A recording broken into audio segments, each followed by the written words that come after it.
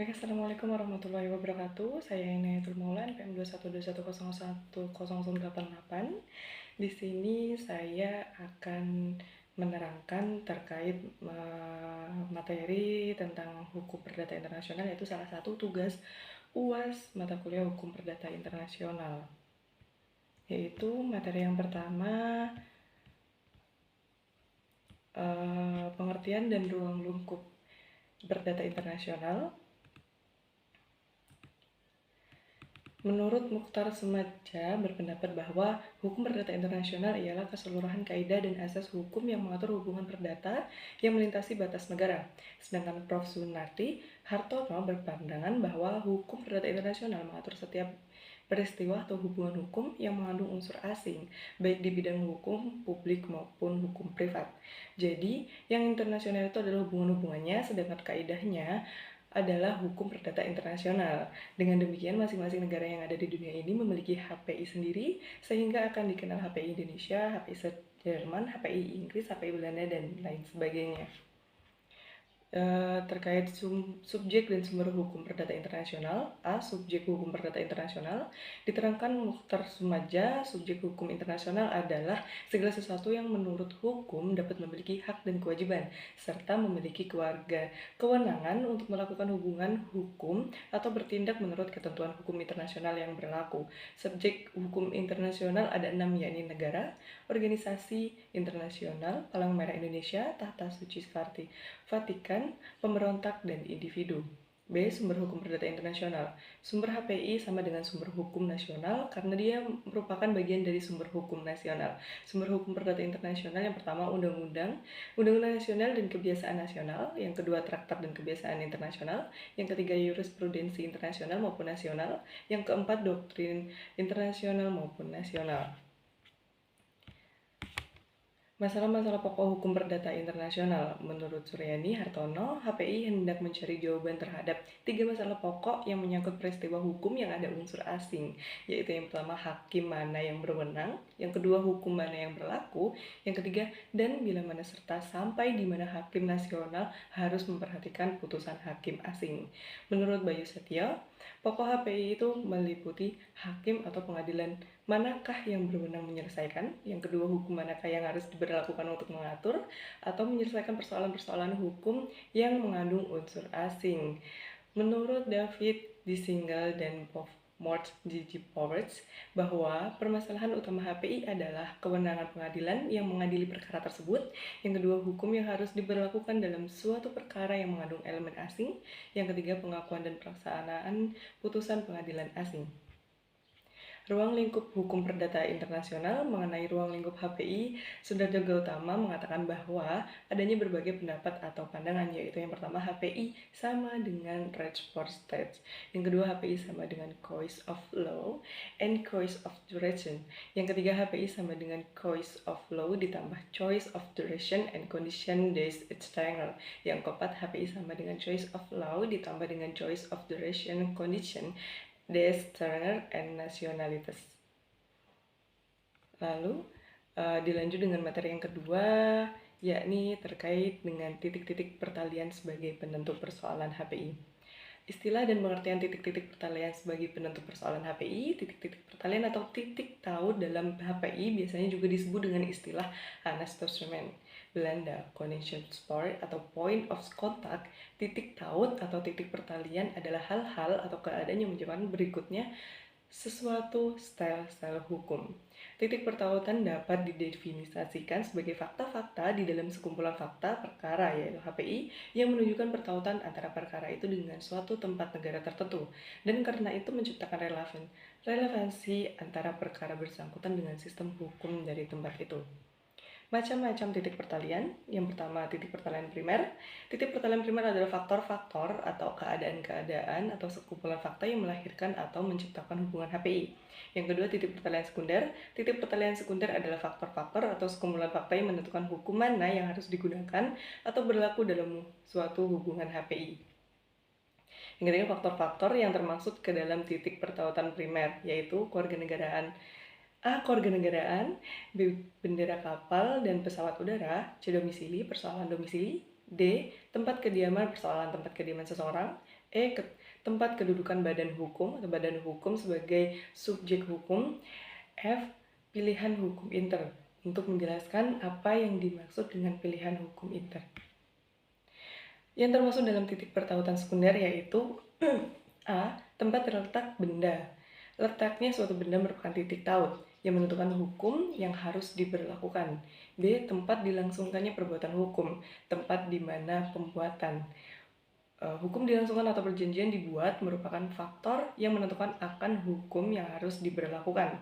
C. Tempat dilangsungkannya atau diresmikannya perkawinan. D. Tempat didatanginya kontak. E. Tempat dilaksanakannya perjanjian. F. Tempat terjadinya perbuatan melawan hukum. G. Pemilihan hukum maksud dari pihak-pihak atau faktor yang menentukan apa yang berlaku. Pengertian status personal. Status personal atau status dan wewenang adalah kondisi atau keadaan suatu pribadi dalam hukum yang diberikan atau diakui oleh negara untuk mengamankan dan melindungi lembaga-lembaganya. Status personal ini meliputi hak dan kewajiban, kemampuan dan ketidakmampuan seseorang bersikap tindak di bidang hukum yang unsur-unsurnya tidak dapat berubah atas kemauan pemiliknya.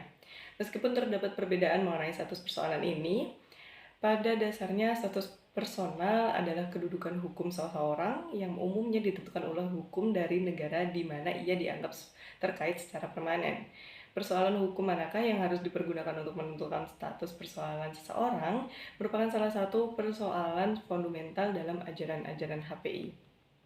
Ruang lingkup status personal, isi dan luas bidangnya. Yang pertama, konsepsi luas terkait dari kewenangan hukum atau menikmati dan hilangnya hak keperdataan, kecakapan bertindak, perlindungan kepentingan perorangan atau kehormatan, nama, hubungan-hubungan kekeluargaan, hubungan suami istri, kekuasaan orang tua perwakilan, hukum keluarga, perkawinan, perceraian, pengesahan anak menjadi dewasa, pengampunan soal pewarisan. B. Konsepsi sempit adalah dikurangi atau minus hukum, harta benda perkawinan, dan hukum waris. Cara-cara menentukan status personal. Yang pertama, dalam menentukan status personal seseorang di dunia terbagi menjadi dua aliran. Yang pertama, aliran menganut prinsip nasionalitas atau prinsip kewarganegaraan, sedangkan aliran kedua menganut prinsip domisili atau prinsip teritorial. Menurut prinsip nasionalitas atau personal orang ditentukan berdasarkan nasionalitas atau kewarganegaraan orang tersebut. Menurut prinsip domisili, status personal yang ditentukan berdasarkan prinsip hukum domisili.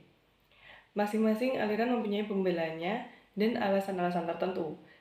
Kesatuan pendapat antara kedua aliran ini tidak dapat diharapkan akan tercapai. Seringkali kepentingan-kepentingan sendiri dari negara masing-masing memegang peran untuk menentukan sistem yang dipilih. 1. Asas nasionalitas atau kewarganegaraan. Prinsip ini umumnya digunakan oleh negara-negara yang menganut tradisi civil law system, sehingga points of contact-nya adalah personalia. Artinya, semua orang takluk pada hukum nasionalnya di mana ia berada di setiap negara yang mereka dan berdaulat harus memiliki warga negara Ari Purwadi. Anggota tertentu itu adalah warga negara. Untuk menentukan siapa saja yang dapat menjadi warga negara ditetapkan oleh negara tersebut. Karena hak mutlak negara yang berdaulat untuk menentukan siapa yang menjadi warga negara dari negara tersebut dibatasi oleh prinsip-prinsip umum hukum internasional tentang nasionalitas.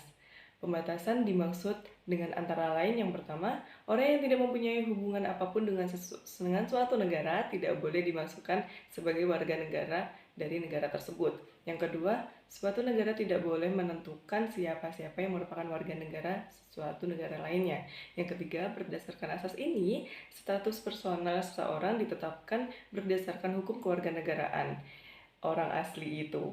Asas ini juga digunakan dalam pasal 16 Enjoyment Purpose of Society yang secara terus-menerus masih berlaku di Indonesia. 1. Asas nasionalitas atau kewarganegaraan. Ada dua asas utama yang dapat digunakan untuk menentukan kewarganegaraan secara seseorang, yaitu yang pertama, asas auxosoli, yaitu nasionalitas seseorang ditentukan berdasarkan tempat kelahirannya. Misalnya, seseorang dilahirkan di negara Indonesia, maka dia merupakan warga negara Indonesia. Yang kedua, asas assongsien atau keturunan, yaitu nasionalitas seseorang ditentukan berdasarkan keturunannya. Misalnya, seseorang yang lahir di Belanda, dari kedua orang tuanya memiliki nasionalitas Indonesia, maka ia menjadi warga negara Indonesia. Sekuensi dari digunakannya asas yang berbeda dalam menentukan nasionalitas seseorang dapat menimbulkan lebih dari satu nasionalitas, yaitu nasionalitas dengan kedudukan bipartit atau multipartit, juga dapat pula tidak mempunyai nasionalitas sama sekali. Negara-negara dengan prinsip nasionalitas pertama-tama adalah negara Prancis dan jajahan Prancis. Ketentuannya yang mengatur pemakaian prinsip kewarganegaraan terdapat dalam mode civil. Prinsip nasionalitas juga seperti negara Italia dan kejajahnya, ketentuan-ketentuan tentang prinsip kewarganegaraan ini dapat ditemukan berkenaan dengan berlakunya kode civil, kemudian disusul dengan kode civil 1942. Di Belgia, Luxembourg, Monaco, prinsip kewarganegaraan ini dicantumkan pula dalam kode civil pasal 3 ayat 3. Di Belanda ada ketentuannya serupa dengan telah dicantumkan dalam Undang-Undang tanggal 15 Mei 1826.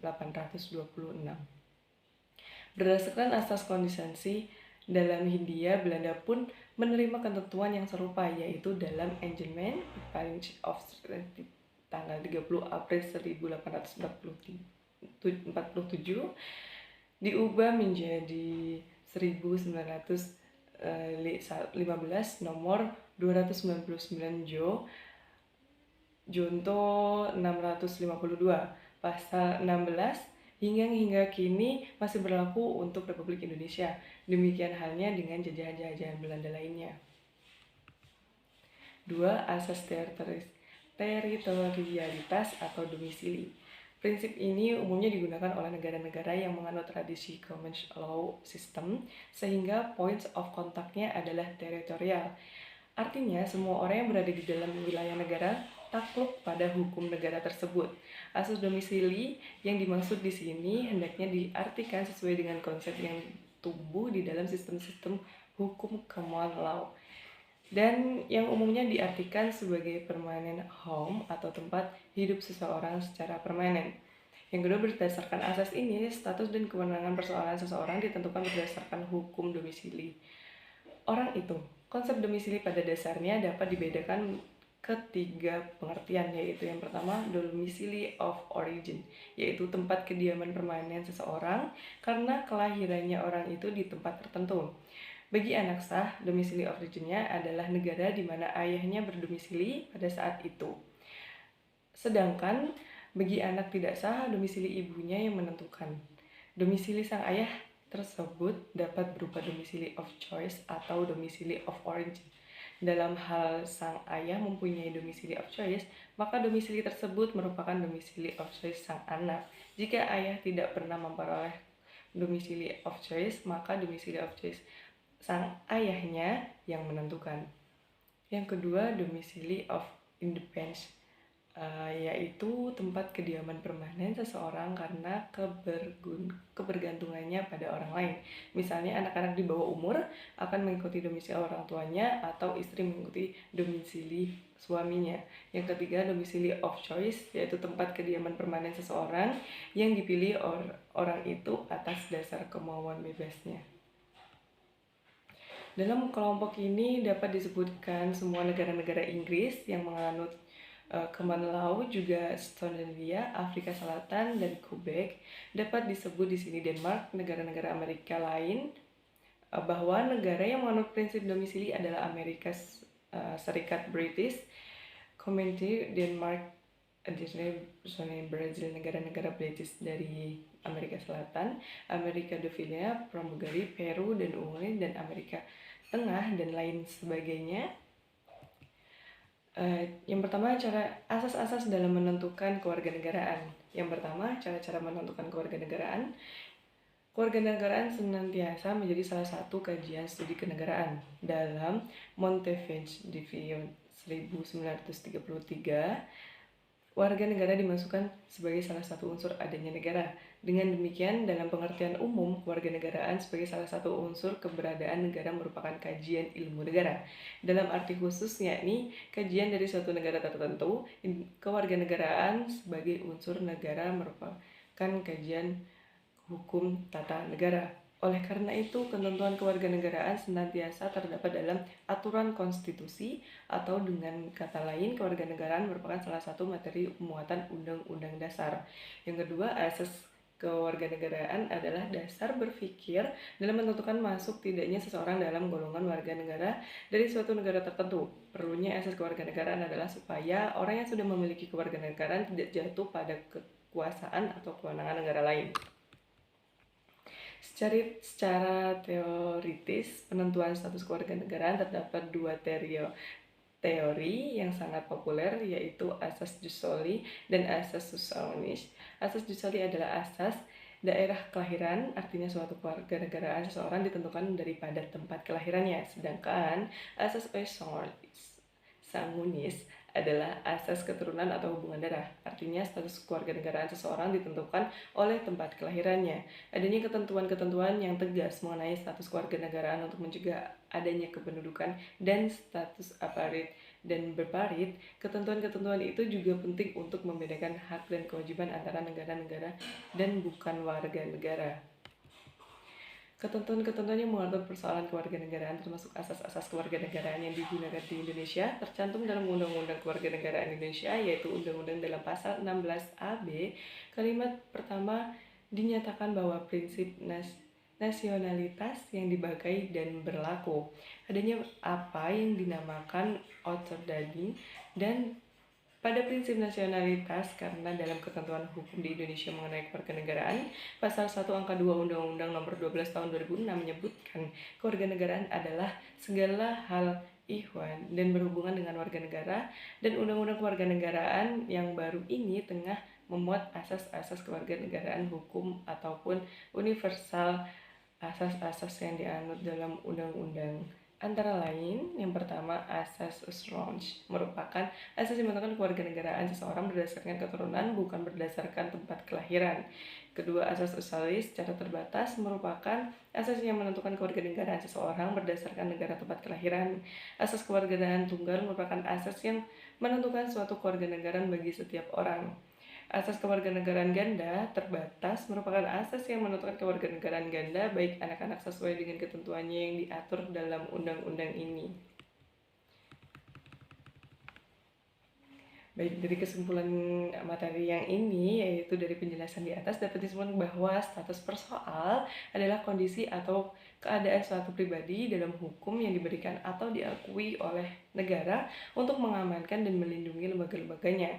Dalam menentukan status personal seseorang di dunia terbagi menjadi dua aliran. Aliran pertama menganut prinsip nasionalitas atau prinsip kewarganegaraan, sedangkan aliran kedua menganut prinsip domisili atau prinsip teritorial. Menurut prinsip nasionalitas, status persoalan seseorang ditentukan berdasarkan nasionalitas atau kewarganegaraan orang tersebut. Menurut prinsip domisili, status seseorang yang ditentukan berdasarkan prinsip hukum domisili seseorang tersebut. Materi selanjutnya yaitu kualifikasi hukum perdata internasional. Pengertian dan istilah kualifikasi. Dalam hukum perdata internasional, kualifikasi adalah suatu kewajiban untuk memilih salah satu sistem hukum yang relevan dengan kasus yang dihadapi. Dalam hukum perdata internasional, masalah kualifikasi yang merupakan masalah classic of the cause of action ini ditangani secara lebih khusus, karena dalam perkara-perkara HPI, orang selalu berurusan dengan kemungkinan berlakunya lebih dari satu sistem aturan-aturan hukum dua negara atau lebih yang berbeda untuk mengatur sekumpulan fakta tertentu, dan masalah kualifikasi merupakan salah satu masalah yang sangat penting karena dalam suatu perkara HPI selalu terjadi kemungkinan pemberlakuan lebih dari satu sistem hukum untuk mengatur sekumpulan fakta tersebut. B. Macam-macam kualifikasi. Yang pertama, kualifikasi fakta. Proses kualifikasi yang dilakukan terhadap sekumpulan fakta yang dihadapi dalam sebuah peristiwa hukum untuk ditetapkan menjadi satu atau lebih peristiwa atau masalah hukum sesuai dengan sistem klarifikasi, kaidah-kaidah hukum yang berlaku di dalam suatu sistem hukum tertentu. 2. Kualifikasi hukum, penetapan tentang penggolongan atau pembagian hukum, kaidah hukum di dalam sebuah sistem hukum di dalam pembinaan. pengembangan atau kategori hukum tersebut. C. Teori-teori kualifikasi. Yang pertama, teori kualifikasi lex fori atau menurut hakim. Menurut materi dari sang hakim adalah yang harus dipergunakan dalam kualifikasi ini. Kelebihan dari teori kualifikasi ini adalah mempermudah suatu perkara untuk diselesaikan karena hukum yang dipergunakan adalah hukum material yang dipahami oleh hakim. Akan tetapi di sisi lain, kelemahan teori ini adalah memungkinkan timbulnya ketidakadilan sebab terjadi adanya ukuran yang mungkin saja tidak sesuai dengan hukum asing yang seharusnya diberlakukan atau bahkan ukuran yang sama sekali tidak dikenal sebagai hukum asing tersebut. 2. Teori kualifikasi lex Cauchy. Maksud dari teori ini adalah guna menentukan kaidah HPI, mana dari teori lex fori yang paling berat kaitannya dengan kaidah hukum asing yang mungkin diberlakukan. Teori ini beranggapan bahwa kualifikasi harus dilakukan sesuai dengan sistem serta ukuran dan keseluruhan hukum yang bersangkutan dengan perkara. Tindakan kualifikasi dimaksudkan untuk menentukan kaidah HPI, mana dari lex fori yang berat kaitannya dengan hukum asing yang seharusnya berlaku. 3. Teori kualifikasi bertahap. Adanya keberatan terhadap teori lex Cauchy penyebabnya munculnya teori kualifikasi berikut, yaitu teori kualifikasi bertahap. Alasannya, keberatan tersebut terletak pada ketidaksetujuan bahwa tidak mungkin kualifikasi dilakukan dengan lex Cauchy. Karena sesungguhnya hukum yang hendak diberlakukan itu adalah yang justru masih perlu ditentukan dengan bantuan proses kualifikasi. Yang keempat, teori kualifikasi otonom. Kualifikasi otonom pada dasarnya menggunakan metode perbandingan hukum untuk membangun sistem kualifikasi yang berlaku secara universal. Kualifikasi hukum perdata internasional. Yang pertama, kualifikasi HPI status personal atau perkawinan, cara penentuan personalitas. Yang pertama, asas personalitas atau kewarganegaraan. Yang kedua, teritorial atau domisili. Yang kedua, kualifikasi HPI hukum Belanda. Yang ketiga, kualifikasi HPI perbuatan melawan hukum. Yang keempat, dapat ditarik unsur-unsur perbuatan melawan hukum secara berikut. Yang A. Adanya suatu perbuatan. B. Perbuatan tersebut melawan hukum. C. Adanya kesalahan dari pihak berlaku. D. Adanya kerugian bagi korban. E. Adanya hubungan kasual antara pembuatan dan kerugian. Materi yang selanjutnya yaitu renvoi atau penunjukan kembali. Definisi dan konteks renvoi dalam hukum perdata internasional yaitu konsepsi renvoi sesungguhnya merupakan penyimpangan terhadap suatu alur pikir dalam HPI yang selalu diarahkan untuk menetapkan sistem hukum yang diberlakukan. Pada prakteknya, pengadilan dapat memutuskan perkara HPI dengan berdasarkan kaidah-kaidah hukum inter lex fori atau sistem hukum lainnya secara lex Cauchy apabila diyakini berkaitan putusan yang lebih baik dan adil. Secara umum, renvoi adalah penunjukan kembali atau penunjukan lebih lanjut oleh kaidah-kaidah HPI dari suatu sistem hukum asing yang ditunjukkan oleh kaidah HPI lex fori. 2. Hubungan dengan masalah kualifikasi. Di dalam hubungan internasional, kualifikasi merupakan suatu proses berpikir yang logis guna menempatkan konsep asas-asas dan kaidah-kaidah hukum ke dalam sistem hukum yang berlaku. Macam-macam kualifikasi di dalam HPI. Di dalam HPPI, yang pertama kualifikasi fakta. Kualifikasi yang dilakukan terhadap sekumpulan fakta dalam suatu peristiwa hukum untuk ditetapkan menjadi satu atau lebih dari peristiwa hukum, berdasarkan kategori hukum dan kaidah-kaidah hukum dan sistem hukum yang dianggap seharusnya berlaku. B. Kualifikasi hukum. Kualifikasi hukum adalah penggolongan, pembagian seluruh kaidah hukum ke dalam pengelolaan atau pembidangan kategori hukum tertentu yang telah ditetapkan sebelumnya. Teori kualifikasi yang pertama, teori kualifikasi menurut lex fori. Menurut teori yang dikokohkan oleh Forskan dan Birch ini, dikualifikasikan harus dilakukan menurut hukum materi pihak hakim yang mengadili perkara yang bersangkutan. Pengertian hukum yang ditemukan kaidah HPS-nya harus dikualifikasikan menurut sistem hukum negara sang hakim sendiri. 2. Kualifikasi menurut lex Cauchy. Teori ini beranggapan bahwa kualifikasi harus dilakukan sesuai dengan sistem serta ukuran dari keseluruhan hukum yang terkait dengan kasus. Tindakan kualifikasi dimaksudkan untuk menentukan kaidah-kaidah HPI mana dari lex fori yang erat hubungannya dengan hukum asing yang seharusnya berlaku. 3. Kualifikasi bertahap. Teori ini bertitik tolak dari keberatan-keberatan terhadap teori kualifikasi lex cause, kualifikasi yang tidak mungkin dilakukan berdasarkan lex cause saja. Sebab sistem hukum apa dan atau nama yang hendak ditetapkan sebagai lex cause masih harus ditetapkan terlebih dahulu. Hal inilah yang dapat dilakukan melalui proses kualifikasi pula. Karena itu, untuk menentukan lex cause, mau tidak mau kualifikasi harus dilakukan berdasarkan lex fori terlebih dahulu. Materi yang terakhir yaitu persoalan pendahuluan hukum perdata internasional. Apa itu forfeit?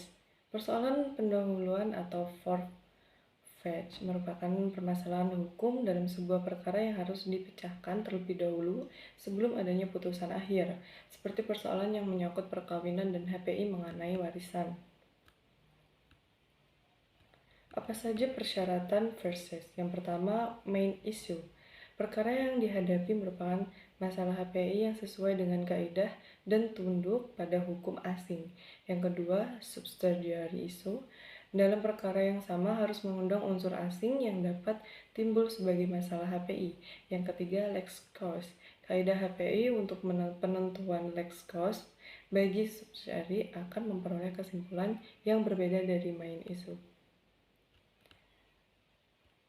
Kesimpulannya yaitu persoalan pendahuluan lahir jika putusan hukum bergantung pada ketentuan sah dan tidaknya suatu hukum atau persoalan hukum lain. Persoalan pendahuluan hukum harus dipecahkan terlebih dahulu sebelum adanya putusan akhir. Berikut materi yang dapat saya sampaikan. Apabila dari awal hingga akhir terdapat kesalahan, saya mohon maaf. Saya akhiri, ihdinas siratal mustaqim, wallahul muwaffiq ila aqwamit thoriq. Wassalamualaikum warahmatullahi wabarakatuh.